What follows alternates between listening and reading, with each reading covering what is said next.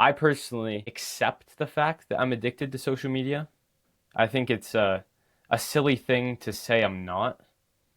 I'm also for a ban against it, but the people that are suffering the most at the hands of the problem are the ones that are least for the easiest solution to the problem. Yeah. I don't think that's anything unique to social media addiction. I think it's the same with any addiction. The the darkest hour is always right before dawn, and it's the same with these people that are addicted. They're so far in, and they can get out.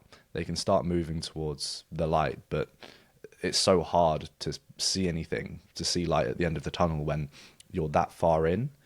And I also just think it's this thing of wanting to stay connected as social creatures.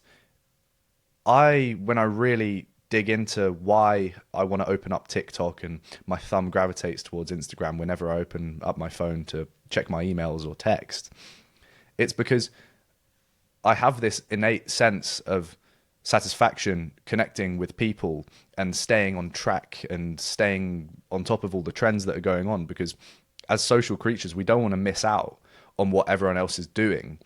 So I think that definitely feeds into this difficulty people have to stop scrolling. Is It's not like smoking or meth where there's this obvious impact on your health and you see yourself deteriorate, sometimes very fast. It's this invisible sort of carbon monoxide poisoning that gradually creeps up on you, but you don't feel it. In fact, you feel the opposite. You feel this sense of satisfaction because you're keeping up with people, you're staying in the loop. But I saw this really interesting article, and it was just getting me to ask myself, what news articles do you even remember from the last year?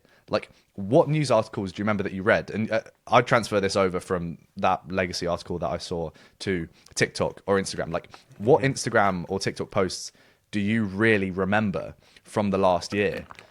And I would say practically none off the top of my head. Compared to if you asked me what long form YouTube videos do you remember from the last year, or podcasts that you listen to on Spotify, I could reel off a bunch because they've been way more life changing than some guy from India getting his leg run over by a train in India on Twitter. So it's it all comes down to this feeling of actually productivity. Ironically, scrolling makes you even more reluctant to stop because you think by stopping you're going to be going back when all you're going to be doing is taking a step in the right direction, in my opinion. What do you mean by going backwards? Going away from achieving anything. I think when people are rotting in bed and they don't have any real goal that they're moving towards long term, the only thing they have left is the feeling of connectivity with other people. And it's an illusion because these are all parasocial relationships when you're watching creators. They don't know you. They don't give a fuck about you, at least in a personal sense. Maybe they care about attracting your target audience, but especially if it's not any content geared towards making you live a more meaningful and fulfilled life or making you laugh, like they're doing it for views. So I think that's why it's so scary for people to stop scrolling, even if they don't necessarily consciously realize it. They would feel, and some of them would be right. Like when you cut people off from the real world to get stuck in this goon loop that tickles your system, where you've got video games to satisfy some urges and give you a sense of reward, then you've got porn to fulfill your sexual desires instantly, at least short term, and then it runs out and then you have another wank, and then you have TikTok to fill this instant dopamine kick that you want to get. It goes round in a triangle. You cut off all your friends from the real life, you stop all the sport activities that you were doing, all these different extracurricular clubs. You don't have anything left except that triangle that you keep on fulfilling. So if you get rid of that triangle as well, that goon loop, you're left with nothing. Okay. That's so interesting.